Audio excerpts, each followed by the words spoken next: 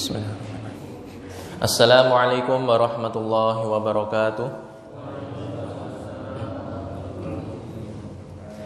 Innal hamdalillah, alhamdulillahi ala ni'amih wa syukru lahu ala taufiqihi wa amtinani. Asyhadu an la ilaha illallah ta'ziman bi sya'nih wa asyhadu anna Muhammadan 'abduhu wa rasuluhu ad-da'i ila ridwanih. Sallallahu ala nabiyyina Muhammadin wa ala alihi wa ashabihi wa man tabi'ahum bi ihsanin ila yaumiddin, amma ba'd. Qala Allah ta'ala fil Qur'anil Karim, bada na'udzu billahi minasyaitonir rajim. Ya ayyuhalladzina amanu taqullaha haqqa tuqatih wa la tamutunna illa wa antum muslimun. Wa qala Rasulullah sallallahu alaihi wasallam, ittaqillaha haitsu ma kunta wa adbi sayyi'atal hasanata tamhuha wa khaliqin nas bi khuluqin hasanin. Bapak-bapak dan ibu-ibu jamaah salat subuh yang dimuliakan Allah Subhanahu wa taala. Alhamdulillah, pada kesempatan pagi hari ini kita bersyukur kepada Allah Subhanahu wa taala karena Allah Subhanahu wa taala masih memberikan nikmatnya kepada kita semuanya, baik nikmat kesehatan maupun kesempatan untuk beribadah di masjid yang diberkahi ini. Rasulullah sallallahu alaihi wasallam selalu mengingatkan kepada kita agar tidak lalai dalam bersyukur apapun itu nikmat yang kita terima dari Allah Subhanahu wa taala. Termasuk di dalamnya adalah dua nikmat yang sering manusia tertipu. Ni'matani maghbunun fihima katsirun minan nas, as-sihhatu wal faragh. Dua nikmat yang manusia sering tertipu di dalamnya, yaitu nikmat kesehatan dan kesempatan. Karena betapa banyak orang yang ketika diberikan kesehatan tidak digunakan untuk beramal soleh, dan juga orang-orang yang sedang sakit, maka mereka tidak bisa melaksanakan aktivitas dengan baik dan juga tidak bisa melaksanakan ibadah dengan sempurna. Maka ada pepatah Arab mengatakan, as-sihhatu taj fawqa ra'si as-sihha la yaroha ilal marid. Kesehatan itu adalah seperti mahkota yang ada di kepala orang-orang yang sehat, tetapi yang bisa melihat hanyalah orang sakit. Nah, itu pepatah Arab. Maka dari itu, selama kita masih diberikan kesehatan oleh Allah, marilah kita gunakan nikmat tersebut dengan sebaik-baiknya, kita isi dengan amalan-amalan soleh. Salat serta salam semoga tetap tercurah kepada Rasulullah Muhammad sallallahu alaihi wasallam beserta keluarganya, sahabat, dan orang-orang yang senantiasa mengikuti sunnah-sunnah beliau hingga kelak di hari kiamat nanti. Mudah-mudahan kita pun juga termasuk orang yang senantiasa istiqomah dalam menjalankan sunnah Rasulullah sallallahu alaihi wasallam. Amin ya rabbal alamin. Baik, jamaah salat subuh yang dimuliakan Allah Subhanahu wa taala. Di awal kajian pagi ini saya ingin membuka dengan membacakan sebuah hadis Rasulullah sallallahu alaihi wasallam yang tentunya ini sudah sering kita dengar, ya sudah kita hafal, mungkin sudah dengar dari para penceramah, dai, mungkin di masjid, di TV, atau di lain sebagainya. Yaitu pada dasarnya setiap manusia itu tidak akan pernah lepas dari 4 pertanyaan kelak di akhirat nanti. Sebagaimana sabda Rasulullah SAW dalam hadis yang diriwayatkan oleh Imam At-Tirmidzi, la tazula qadama 'abdin yaumal qiyamah hatta yus'ala an arba'in. Kedua kaki seorang hamba kelak di hari kiamat tidak akan pernah bisa melangkah sampai ditanyai akan 4 hal. Yang pertama adalah wa an umrihi fima afnah, tentang umurnya bagaimana ia mengisinya, mengisi umurnya di dunia digunakan untuk apa. Ya, itu yang pertama. Kemudian yang kedua, wa an ilmihi fima fa'al, dan tentang ilmunya yang ia dapatkan, ilmu agama, seberapa banyak yang dia amalkan.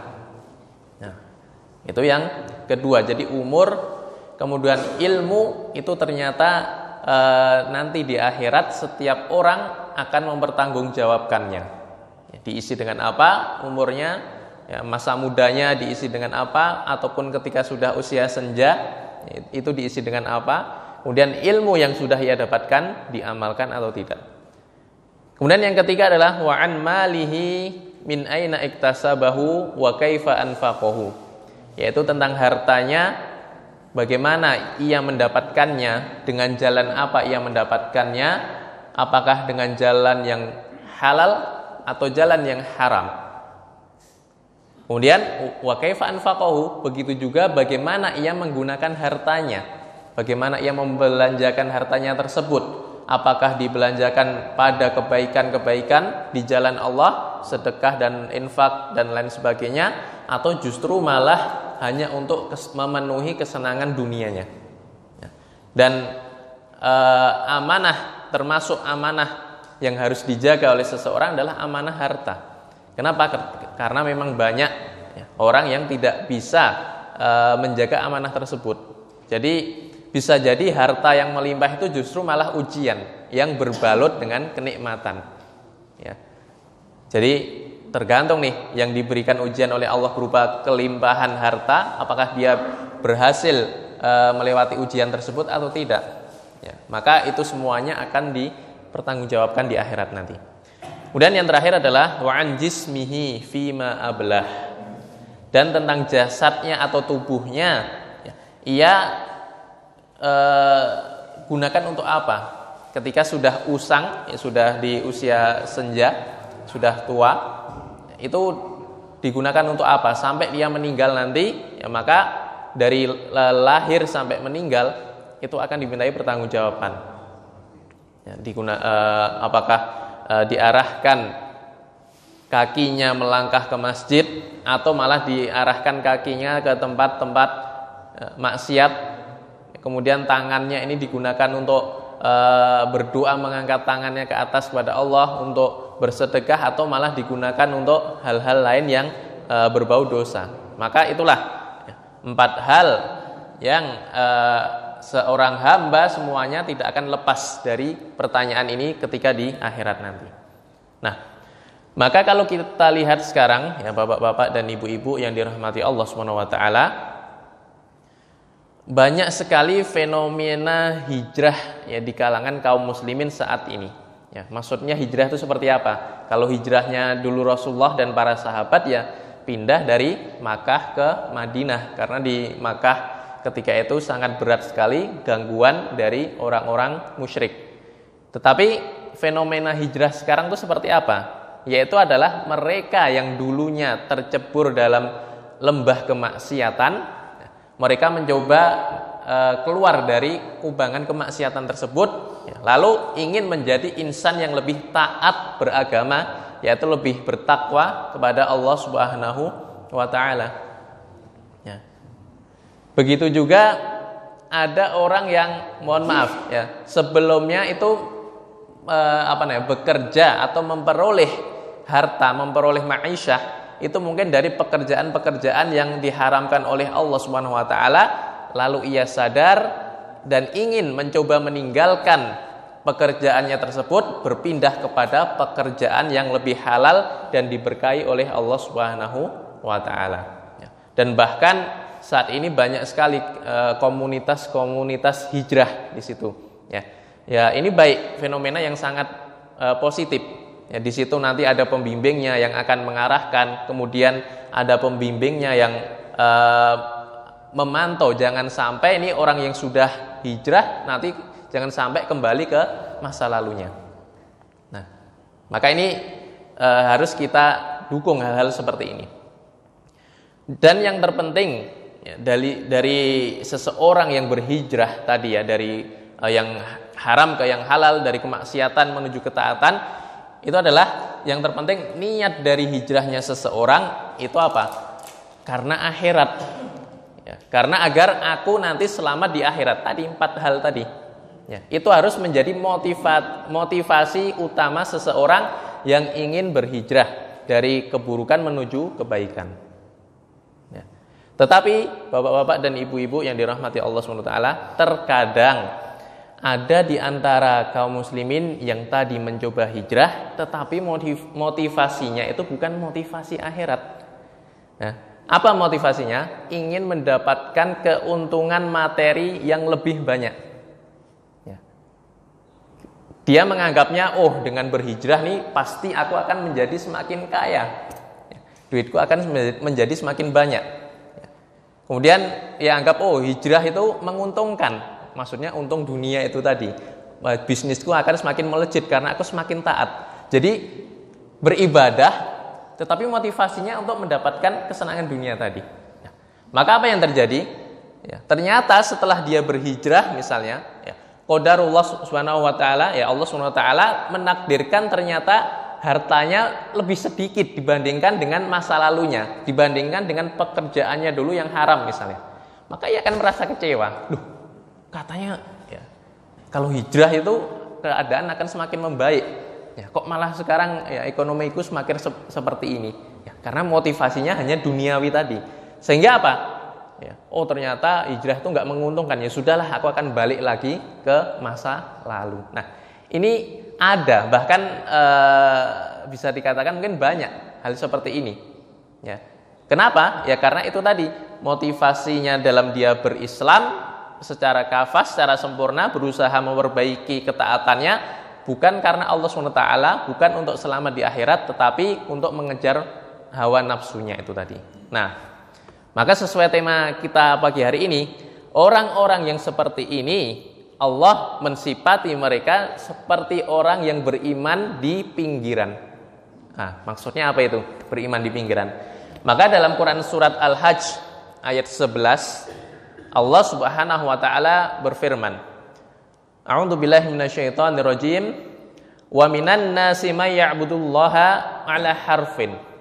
Dan di antara manusia ada yang menyembah Allah Subhanahu wa taala tapi berada di pinggiran. Fa in asabahu khairun itma'anna bih. Apabila ia memperoleh kebaikan, maka dia akan tetap berada di situ, merasa tenang. Yaitu tetap merasa terpenuhi keinginannya, sehingga dia akan tetap istiqomah berada di jalan Allah Subhanahu wa taala. Kemudian Allah melanjutkan, wa in asobathu fitnatun in qalaba ala wajhihi. Akan tetapi ketika ia mendapatkan musibah, maka dia akan berbalik ke belakang atau kembali ke masa lalunya yang dia tidak menyembah Allah atau tidak taat kepada Allah Subhanahu wa taala. Maka ayat ini menjelaskan tentang orang-orang yang menyembah atau beribadah kepada Allah Subhanahu wa taala tapi dengan syarat. Ia mau beribadah, mau menyembah Allah kalau keinginannya terpenuhi.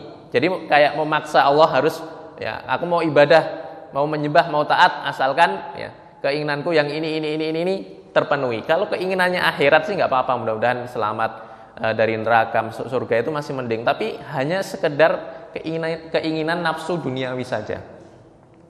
Maka dalam tafsir Al-Muyassar, ini tafsir karangan oleh para ulama-ulama kontemporer yang mereka memang ahli di bidang tafsir.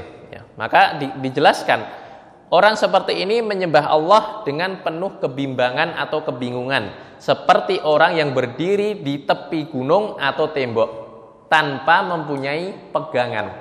Jadi mungkin yang pernah mendaki gunung atau apa itu kan ada jalan yang di tepi gitu di tepi tebing jurang, dia kecil. Maka di situ biasanya ditaruh tali oleh petugas Taman Nasional di situ. Untuk pegangan, karena memang lagi berjalan di tepi gunung. Nah, ini ibaratnya orang seperti ini.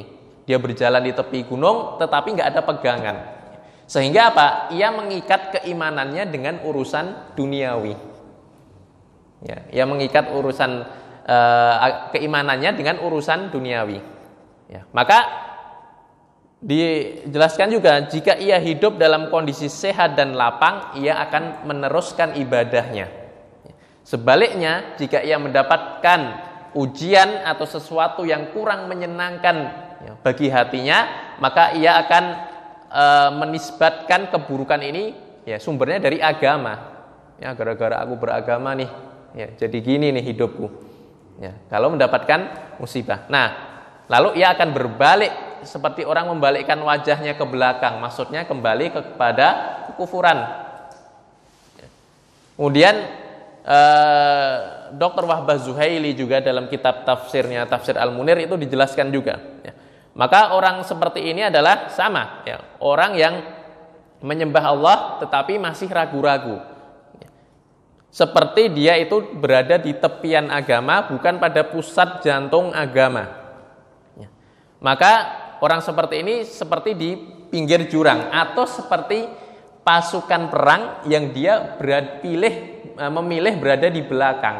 Ya, kalau misalnya ada pasukan perang, ya, terus ada seorang yang masih ragu-ragu atau penakut, ya, dia pilih di belakang. Ya. Apa yang keuntungan dia dapatkan?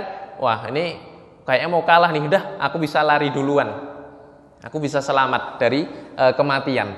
Orang yang seperti ini ya, diibaratkan seperti orang yang seperti ini yang penakut. Ya, sebuah pasukan sedang berperang, dia memilih di belakang karena apa? Nanti kalau kelihatan tanda-tanda kekalahan, aku bisa lari atau kabur duluan sehingga aku selamat dari kematian.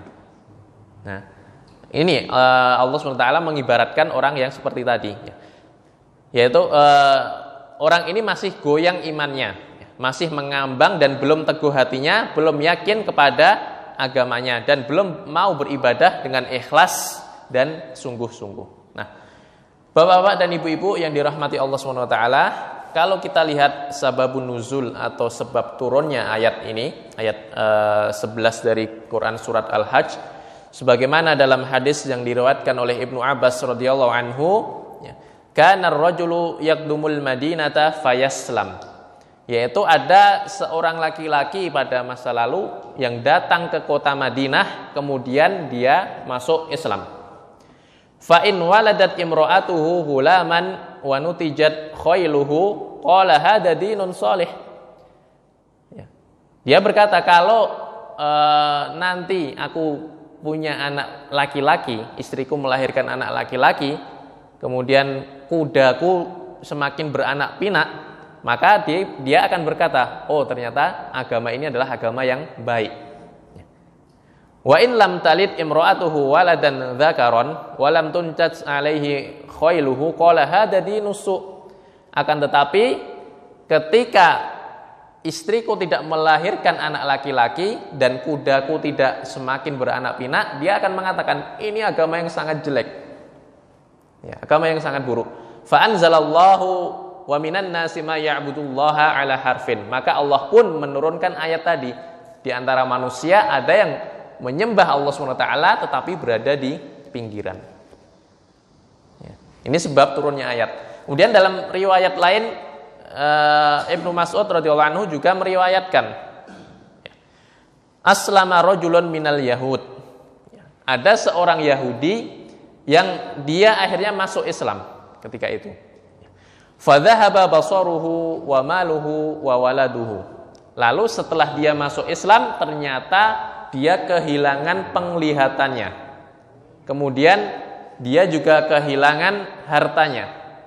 Dan juga anaknya meninggal. Fatasya'ama bil Islam. Maka ia menganggap Islam ini sebagai pembawa kesialan bagi dirinya. Faqala, maka dia berkata, lam yusib min dini hadza khairan. Sesungguhnya aku tidak pernah mendapatkan kebaikan apapun dari agama ini. Dhahaba basari wa mali wa mata waladi. Ya, buktinya setelah masuk Islam penglihatanku hilang. Hartaku berkurang atau habis, kemudian anakku meninggal. Fanazzalat wa minan nasi ma ya'budullaha ala harfin. Maka Allah pun menurunkan ayat tadi. Di antara manusia ada yang menyembah Allah berada di pinggiran tadi. Ya, seolah-olah berada di pinggir jurang, lalu dia mengikat dirinya atau mengikat keimanannya dengan hawa nafsunya tadi, keinginan duniawi. Ya. Yang pertama tadi adalah diriwayatkan oleh Imam Bukhari, dan yang riwayat yang kedua diriwayatkan oleh Ibnu Murdaweh. Ya. Maka bapak-bapak dan ibu-ibu yang dirahmati Allah SWT, apa akibat yang diterima oleh orang yang seperti itu tadi, di akhir ayat surat Al-Hajj ayat 11 tadi Allah mengatakan khasirat dunya wal akhirah dzalika huwa al-khusranul mubin. Maka orang yang seperti ini rugilah ia, baik rugi dunia maupun rugi akhirat. Dan yang demikian itu adalah benar-benar kerugian yang nyata. Ya, kenapa? Ya karena keinginan duniawi dia nggak mendapatkannya, hawa nafsunya tidak didapatkan, dan karena ia berbalik kepada kekufuran atau kepada kemaksiatan, ya di akhiratnya pun tidak memperoleh keberuntungan. Ya, maka itu yang terpenting, ya motivasi seorang dalam beribadah, dalam berhijrah, dalam memperbaiki diri, yaitu harus karena Allah Subhanahu wa taala, jangan niat yang lain. Ya. Termasuk juga ini biasanya di sini ada yang masih pemuda nggak, masih single. Ada ya? Nah, biasanya ada tuh apa? Oh, aku ingin memantaskan diri dulu biasanya. Memantaskan diri apa? Karena misalnya ada mas-mas nih ya suka sama ya mbak-mbak yang masya Allah solihah gitu, sementara dirinya belum. Ya sudah, aku mau memantaskan diri dulu biar pantas nanti kalau bersanding di pelaminan dengannya gitu ya, anak-anak muda. Nah ini hati-hati. Kenapa hati-hati? Niatnya memperbaiki diri bukan motivasinya akhirat, tetapi apa? Karena mbak-mbak yang cantik tadi. Ya. Maka hati-hati. Ya, ketika ingin memperbaiki diri, berhijrah, tidak boleh ya, motivasinya itu hanya sekedar duniawi. Harus karena Allah, agar selamat di akhirat, agar selamat dari 4 hal yang akan ditanyakan di akhirat nanti. Ya, seperti itu.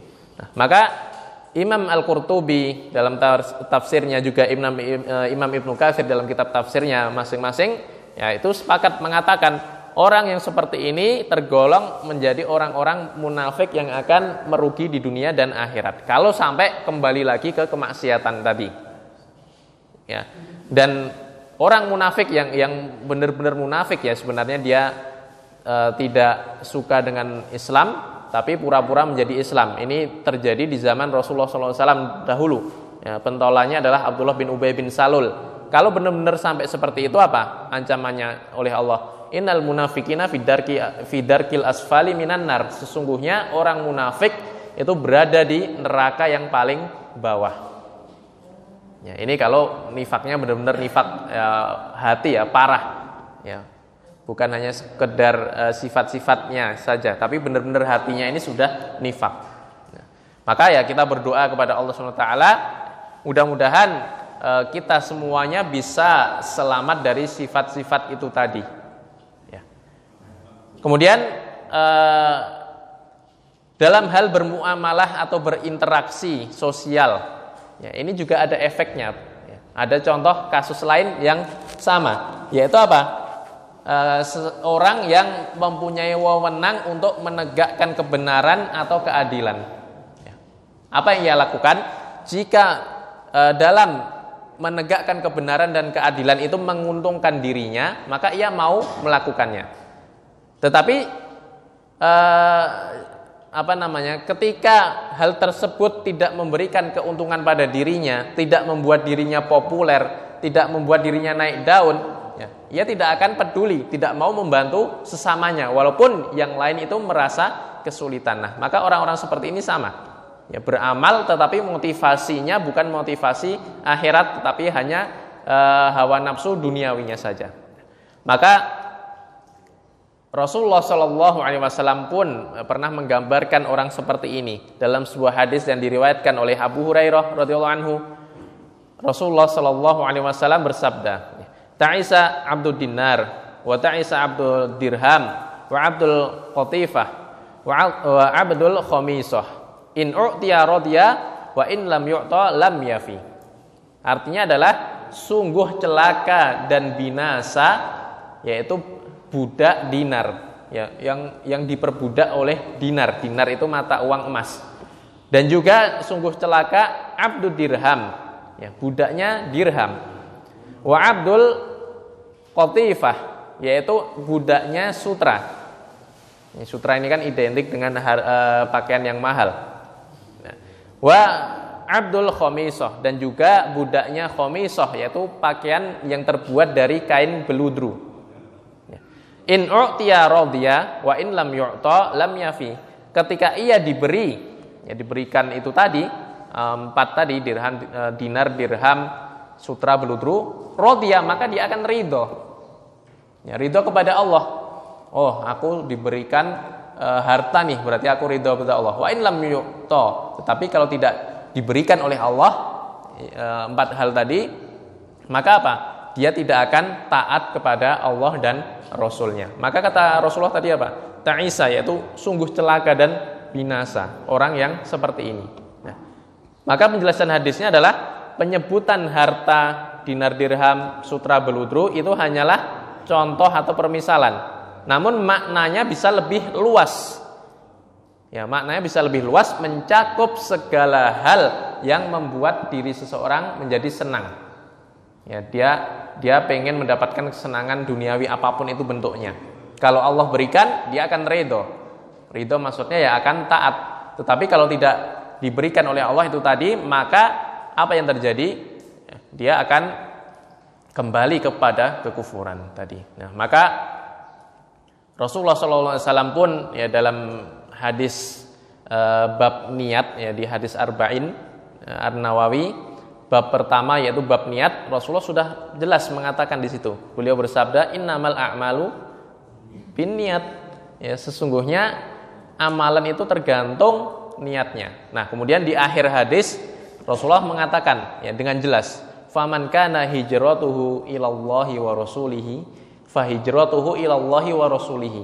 Barang siapa yang berhijrah karena Allah dan karena Rasulnya, maka hijrahnya itu akan sampai kepada Allah dan Rasulnya.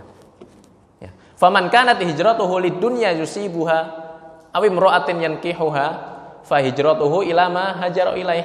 Barang siapa yang hijrahnya ini karena keinginan dunia yang ingin dia dapatkan atau karena perempuan yang akan dia incar, fa hijratuhu ila ma hajara ilaih, maka hijrahnya akan sampai ya udah ke tujuannya itu aja, tujuan duniawinya saja. Ya maka sia-sia. Ya, maka itulah yang dilakukan oleh para sahabat ya. Kalau kita bandingkan sebenarnya ya sebenarnya enggak sepadan sih kalau keimanan saya dan Bapak dibandingkan dengan para sahabat, pasti kalah kita. Tapi kita ambil hikmahnya. Hijrahnya para sahabat dan Rasulullah dibandingkan dengan hijrahnya orang-orang yang sekarang, itu jauh lebih berat hijrahnya orang sahabat di zaman dulu. Kenapa? Mereka meninggalkan tempat tinggalnya, kota kelahirannya di Makkah menuju Madinah tidak membawa apapun.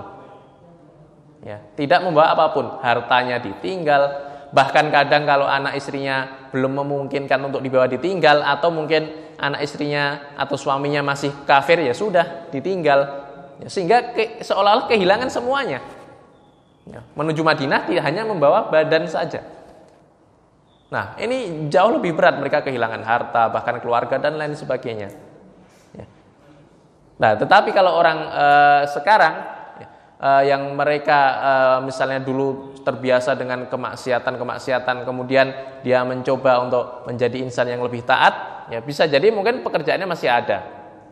Dan ketika mau ganti pekerjaan pun juga sudah jelas. Ya, seperti itu. Tapi orang dahulu belum jelas. Intinya udah yang penting taat dulu kepada Allah dan Rasulnya. Ya, masalah nanti gimana pasti Allah sudah mengatur. Dan alhamdulillah ya ternyata benar. Ya, Allah memberikan kaum Ansor yaitu orang-orang Madinah yang menolong para sahabat yang hijrah dari Makkah itu tadi.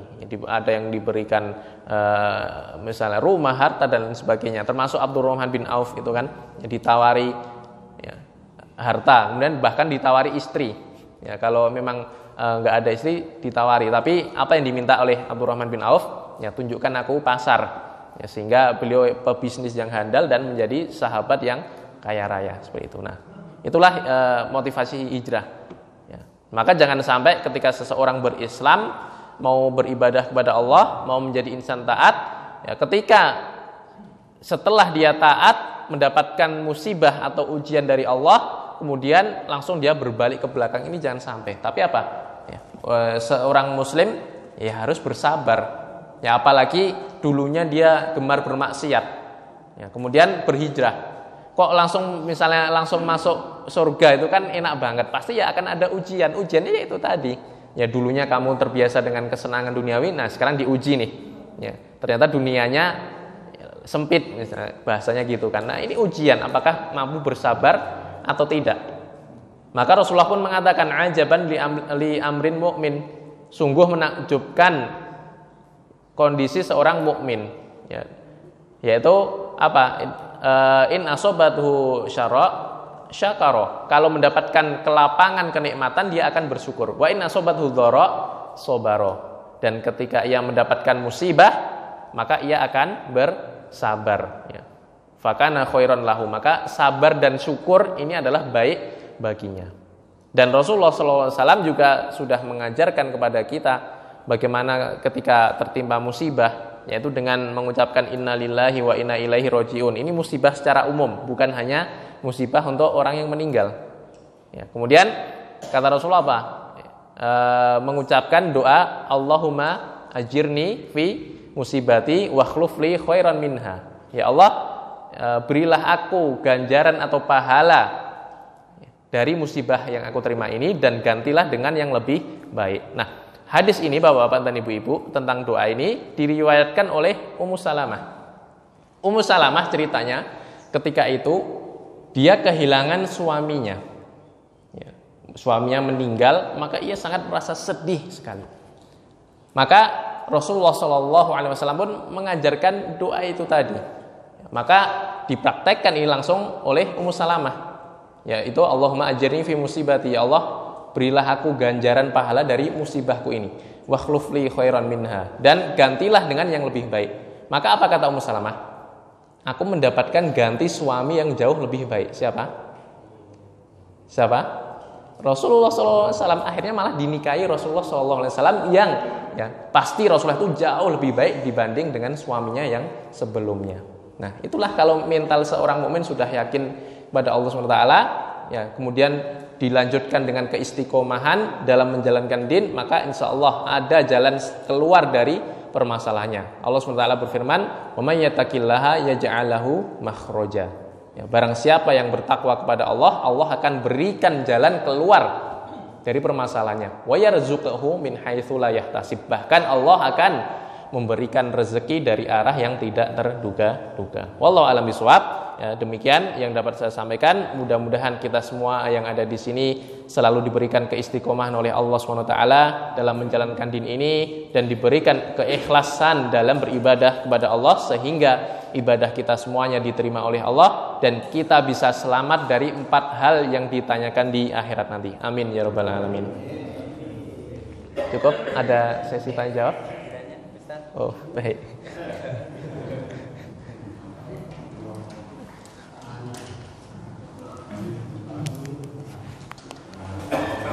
Alhamdulillah, terima kasih Ustadz untuk kajiannya. Dan tadi tentang beriman di pinggiran, di tepian, ternyata juga ada Ustadz tadi ya, disebutkan di surat Al-Hajj ya, ayat 11. Dan mengingat kayaknya juga kacangnya, tehnya belum habis Ustadz, mungkin untuk menghabiskan bersamai dengan sesi tanya jawab. Ustadz Sirun kayaknya tadi sudah mempersiapkan pertanyaan mungkin. Iya, silakan. Pak Rusman, rekan-rekan yang lain monggo, Pak Ade, Pak Sentot. Baik. Iya, Pak Ade. Baik. Kalau belum saya sedikit Ustadz. Oh ya, monggo.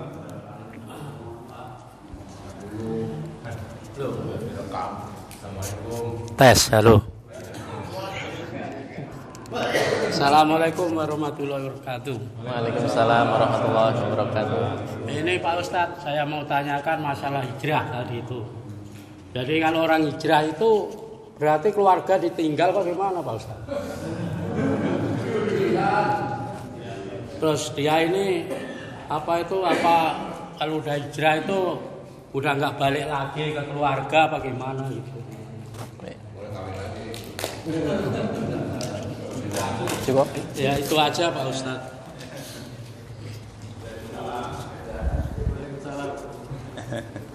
hijrah fisik ini. Iya. Baik. Mengenai apa? Hijrah, apakah kalau berhijrah tuh keluarga harus ditinggal?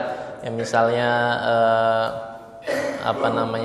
dulunya bapak-bapak ini atau ya yang sudah berkeluarga merasa kok kurang taat kepada Allah, akhirnya ingin ya, taat kepada Allah. Apakah terus istrinya dan anaknya dibiarkan saja tidak diajak? Ya tetap harus diajak, Pak. Ya. Misalnya mohon maaf ya dulunya belum mengenal menutup aurat, ya kemudian istrinya juga belum menutup aurat, apakah akan ditinggal begitu saja? Yang penting aku taat, istriku biarin aja? Enggak. Karena suami punya tanggung jawab di situ. Ya. Bahkan Rasulullah mengatakan ya Allah itu melaknat laki-laki yang dayus. Dayus itu apa? Tidak punya rasa cemburu atau tidak menjaga istrinya atau anak perempuannya. Ya. Anak perempuannya pacaran dibiarkan, kemudian istrinya tidak menutup aurat dan sering ya bersama laki-laki dibiarkan. Nah ini akan dimintai pertanggungjawaban juga seorang suami. Nah maka ketika berhijrah ya semuanya diajak, keluarganya diajak. Nah lalu bagaimana dengan para sahabat tadi kok yang anak istrinya ditinggal? Ya karena memang ketika itu perintahnya harus segera ditunaikan, harus segera pindah dari Makkah ke Madinah. Sementara ada anggota keluarganya yang belum beriman dan ketika itu memang belum bisa diajak untuk beriman. Ya, sehingga apa?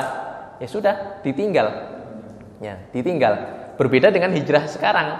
Kalau sekarang kan ya kita masih bisa mengajak, menasehati anak istri kita agar apa? Supaya lebih taat kepada Allah Subhanahu wa taala. Jadi berbeda kondisinya. Nah, kenapa sahabat dulu ditinggal ya anak istrinya? Yaitu tadi, ya karena memang ada yang belum taat atau mungkin kondisinya yang tidak memungkinkan. Karena para sahabat itu ketika hijrah mereka itu sembunyi-sembunyi, Pak. Jangan sampai orang kafir Quraisy itu melihatnya. Kalau melihat ya akan dihadang, bisa jadi dibunuh. Ya kecuali siapa yang hijrahnya terang-terangan? Umar bin Khattab. Ya, kalau Umar bin Khattab sudah jalan hijrah, nggak ada yang berani sama dia. Nanti dipenggal kepalanya langsung nanti sama Umar bin Khattab. Ya, karena memang pemberani.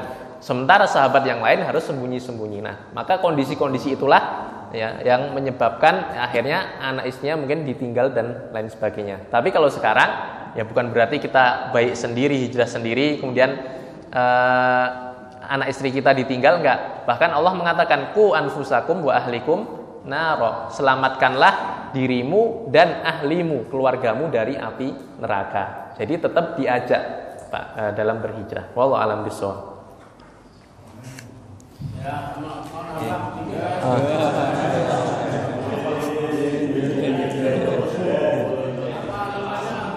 Apa bedanya sama transmigrasi itu Pak Ustadz? Nah, hijrah sama transmigrasi itu loh, perbedaannya itu gimana gitu? Baik, transmigrasi dan hijrah ini ada kesamaannya, tapi juga ada bedanya. Ya, kesamaannya apa? Sama-sama pindah tempat, Pak. Ya, makna hajara itu kan berpindah. Kalau secara bahasa ya, hajara itu kan berpindah, intakola. Ya, maka berpindah dari satu ke tempat lain. Bedanya apa? Kalau hijrah yang dimaksud dalam Islam, ya itu tadi motivasinya adalah akhirat. Ya, karena taat pada Allah dan Rasulnya, penyebabnya ketika itu adalah gangguan orang-orang musyrik, gangguan orang-orang kafir di Makkah yang begitu nyata. Sementara kaum muslimin saat itu belum diizinkan untuk melawan, ya, belum diizinkan untuk melawan, sehingga apa? Ya berpindah di Madinah supaya apa? Lebih gampang untuk berislam, bahkan langsung mendirikan negara Islam Rasulullah kan di Madinah. Nah, ketika sudah diizinkan oleh Allah ya untuk berperang, udina lilladzina qutilu bi annahum dzulimu, telah diizinkan bagi orang-orang yang diperangi karena mereka dizolimi. Ya sudah diizinkan untuk melawan, ya akhirnya Rasulullah pun melawan orang-orang kafir ketika itu. Ya, jadi bedanya itu Pak. Kalau hijrah dalam Islam tentu adalah bukan hanya sekedar pindah tempat, tapi pindah tempatnya itu tujuannya agar lebih mudah dalam menjalankan syariat-syariat Islam. Ya, itu nama hijrah, berpindah tempat. Tetapi kalau hijrahnya orang sekarang ya nggak harus pindah tempat juga. Ya, kecuali kalau memang dia hidup di perkampungan atau di tempat yang di situ memang penuh dengan kemaksiatan. Katakanlah mohon maaf ya, di area lokalis tempat tinggal di situ dia ingin kembali atau menuju ke jalan yang benar, ya lebih baik dia melakukan pindah tempat itu tadi. Ya. Tapi kalau dia sudah berada di tempatnya orang-orang soleh dan ternyata dia belum soleh, masih gemar bermaksiat, dia ingin berhijrah, ingin menjadi taat, ya nggak perlu pindah tempat. Yang dipindah ya hatinya itu tadi, yang awalnya hatinya terpaut dengan dunia, diubah, dipindahkan ke akhirat, seperti itu. Allah a'lam bishawab. Alhamdulillah, terima kasih Ustaz, terima kasih Pak D. Jamaah rekan yang lain ada? Wah, luar biasa. Alhamdulillah. Sebentar. Ya. Ini Pak D. Gimana? Kalau di luar tema. Ya boleh. Selama saya bisa jawab, insya Allah saya jawab. Kalau nggak bisa ya. Maksud saya kan di kampung halaman saya itu kan miara anjing maksudnya itu buat ngindarin, buat ngusir monyet. Soalnya itu sawah. Tapi anjing saya itu gak saya taruh di rumah, saya taruh di luar tapi dia gak masuk ke rumah. Kalau itu boleh nggak Tan? Boleh Pak. Jadi memelihara anjing tujuan untuk menjaga ternak, kemudian untuk berburu itu boleh, asalkan tidak ditempatkan di rumah. Boleh. Iya. Kalau memang tujuannya itu tadi untuk mengusir monyet itu tadi ya. Iya. Ada 2 atau soalnya? Pun ya Pak. Ya makasih Tan. Assalamualaikum warahmatullahi wabarakatuh. Waalaikumsalam. Yang tidak boleh itu kalau masuk rumah sampai digendong-gendong, sampai disayang-sayang dan sebagainya. Nah, itu yang dilarang. Ya.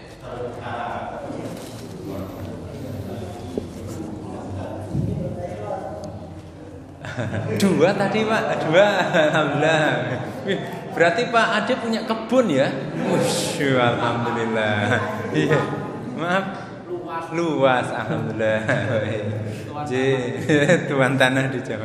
Ada lagi Pak Priyatna kok senyum-senyum kayaknya? Iya, mari. Iya. Oh. Syam. Iya. Baik sekali ini pertanyaan. Dalam tema atau luar tema nih? Kalau ini dalam tema. Izin bertanya Ustaz. Assalamualaikum warahmatullahi wabarakatuh. Waalaikumsalam warahmatullahi wabarakatuh. Ini Pak Ustaz, kalau masih A yang awalnya kerja di tempat yang haram misalnya, terus berikutnya dan dia bisa berdagang tapi menggunakan sesuatu yang tidak baik, tiba-tiba dia hijrah yang jadi lebih baik, itu hartanya itu gimana Ustaz? Apa tetap yang dari awal itu dia haram atau halal Pak Ustaz? Atau bisa digunakan untuk beramal atau tidak? Ya itu aja Pak Ustaz, terima kasih. Assalamualaikum warahmatullahi wabarakatuh. Baik.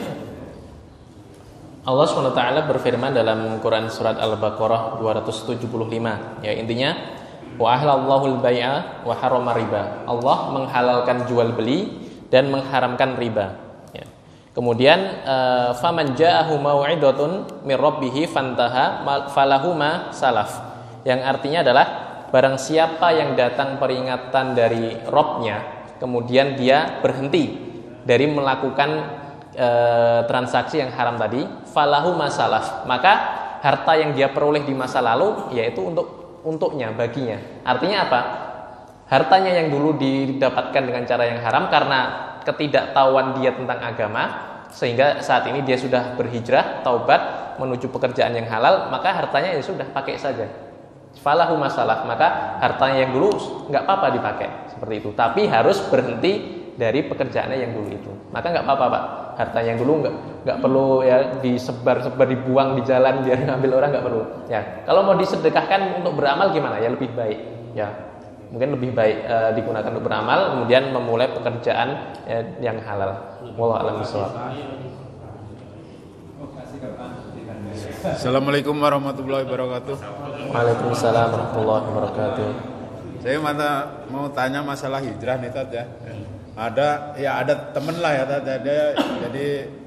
Dia bangun hijrah dari tempat, tapi sebenarnya tempat itu dia sudah pengurus masjid DKM gitu ya Pak Ustadz ya. Tapi dia lama di situ, terus ada aliran baru, kan kita banyak aliran gitu ya Tat. Nah, kita banyak aliran. Nah dia kayaknya dia, kalau menurut dia udah nggak cocok dia di situ. karena nggak sesuai sama yang akidah dia, maksudnya Islam juga tapi nggak sesuai gitu. Nah, jadi cara penyelesaiannya gimana, dia mau pindah dari tempat situ, sebenarnya dia udah orang lama gitu, jadi masalah hijrah juga. Jadi dia mau pindah dari ke tempat situ, sebenarnya dia udah jadi pengurus di situ udah lama juga, terus ada aliran lain masuk ke situ gitu. Masuk gue di sini. Ya udah gitu aja sih, Ustaz. Assalamualaikum warahmatullahi wabarakatuh. Ini aliran apa nih, Pak? Aliran taekwondo atau tai chi? Iya.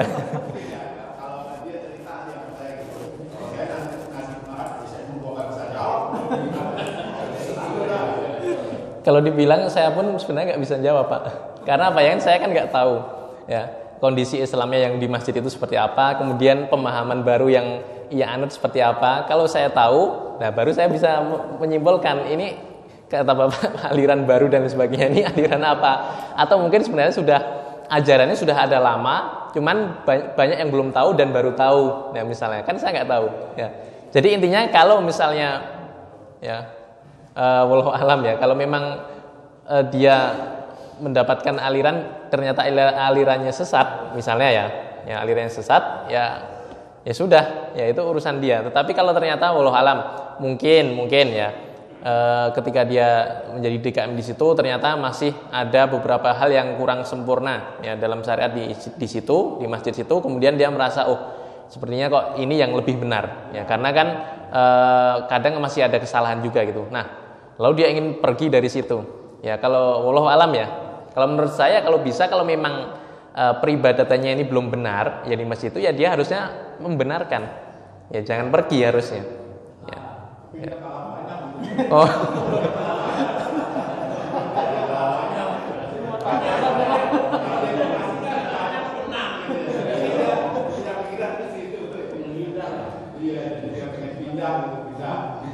Ya Allah alam, kalau memang ternyata yang dia pahami itu lebih baik, ya mudah-mudahan dia mendapatkan tempat yang lebih baik. Tapi kalau yang dia pahami yang baru itu ternyata kurang baik, ya mudah-mudahan kita doakan mendapatkan hidayah. Karena ya saya kan nggak tahu Pak seperti apa jelasnya, makanya saya nggak berani langsung menjudge. Ya, dia yang benar, ini yang salah. Ya, saya nggak berani. Wallahu a'lam bishawab. Cukup ya, ya. Pak Sabta dulu.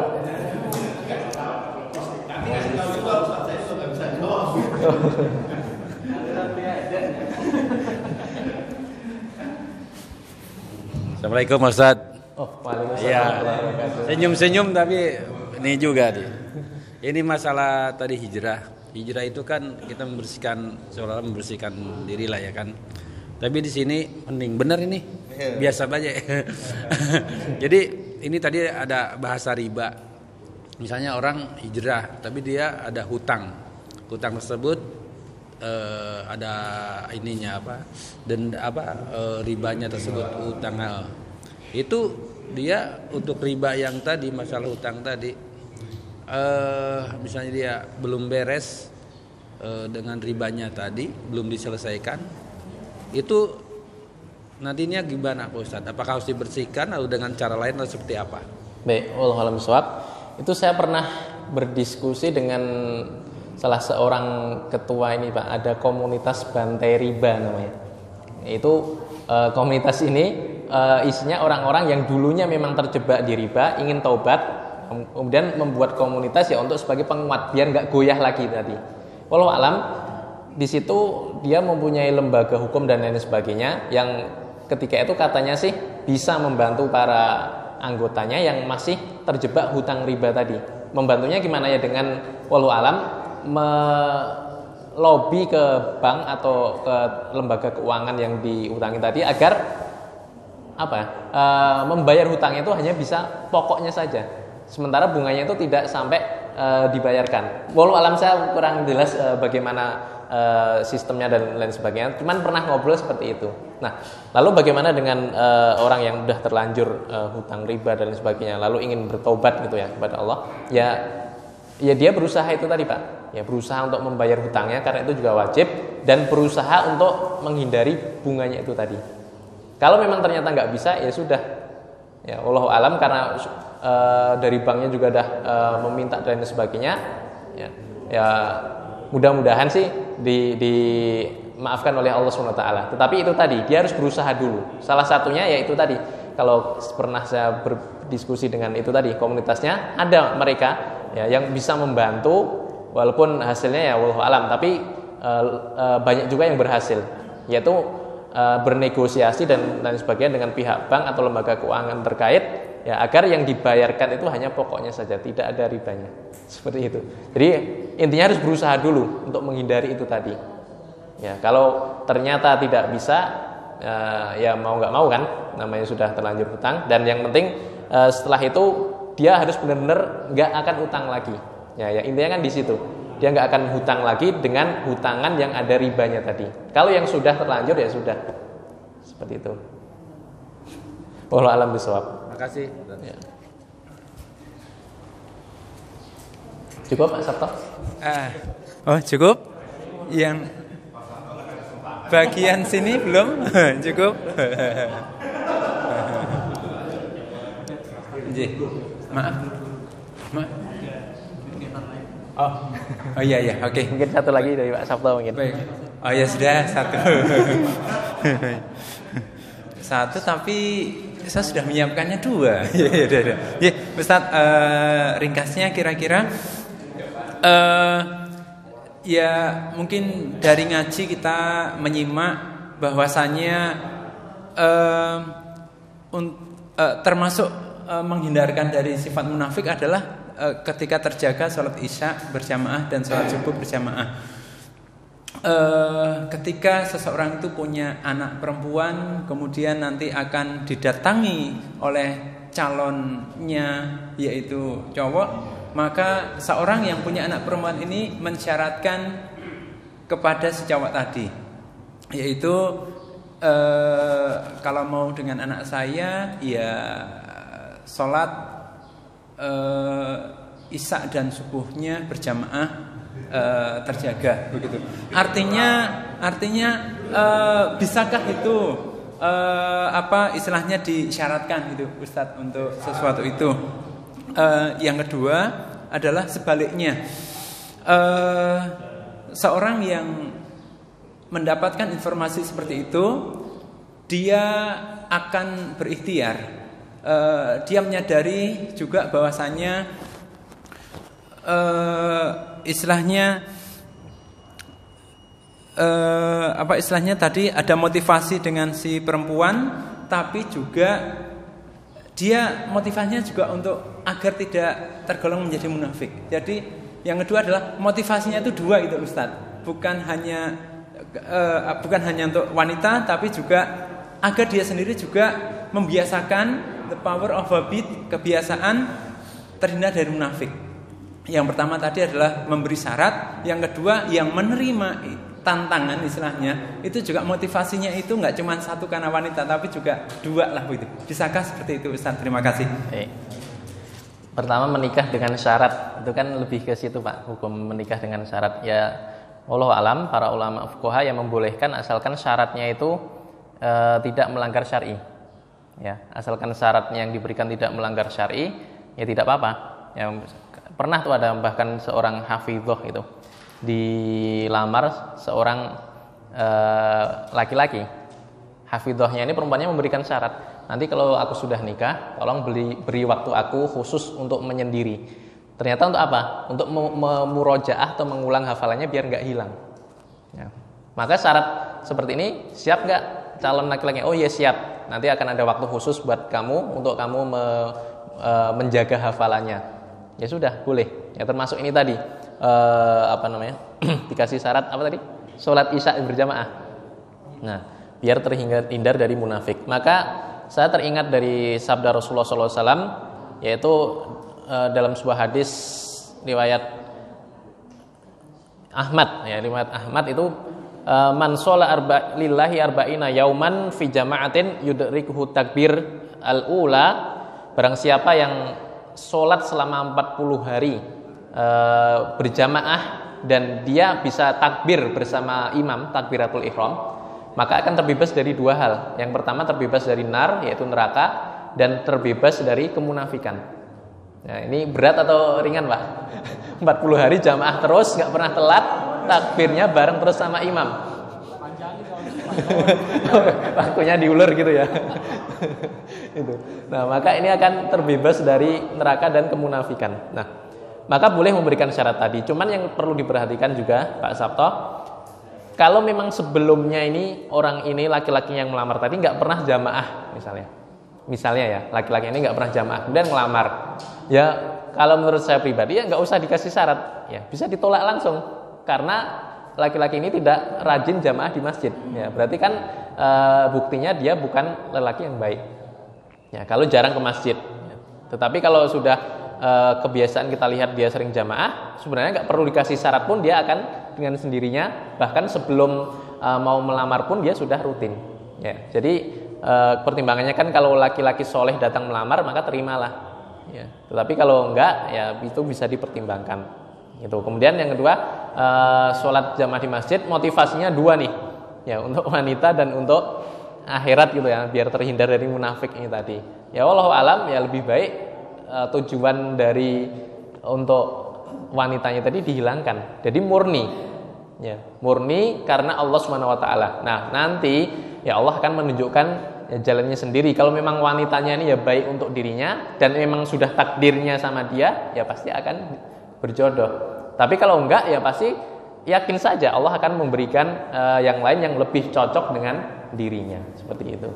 Jadi harus murni ikhlas karena Allah SWT. Ya seperti itu. Makanya perlu berdoa kepada Allah agar kita diberikan keistiqomahan, ya kemudian diberikan keikhlasan dan lain sebagainya. Ya, sebisanya kita doanya seperti apa, ya mudah-mudahan ya amal ibadah kita itu benar-benar diterima oleh Allah karena ikhlas itu tadi. Wallahu a'lam bishawab. Alhamdulillah, terima kasih Ustadz. Mari jamaah kita jaga sholatnya tadi, takbir bersama imam walaupun berat sekali. Itu kiranya cukup. Sebelum kita tutup, kami informasikan kepada jamaah, mari kita kondisikan lingkungan kita untuk menjadi lingkungan yang baik dengan pendidikan agama untuk anak-anak kita juga. Dan kita kondisikan lingkungan kita. Yang kedua, kita ingatkan bagi rekan jamaah yang juga punya saudara pun terkait dengan Idul Kurban dalam waktu dekat, bagi yang sudah berazam bisa dititipkan melalui Masjid Hidayatul Muhajirin. Demikian kiranya kita cukupkan dengan hamdalah dan doa kafaratul majlis. Alhamdulillahirabbil alamin. Subhanaka Allahumma wa bihamdika asyhadu an la ilaha illa anta astaghfiruka wa atubu ilaik. Wassalamualaikum warahmatullahi wabarakatuh.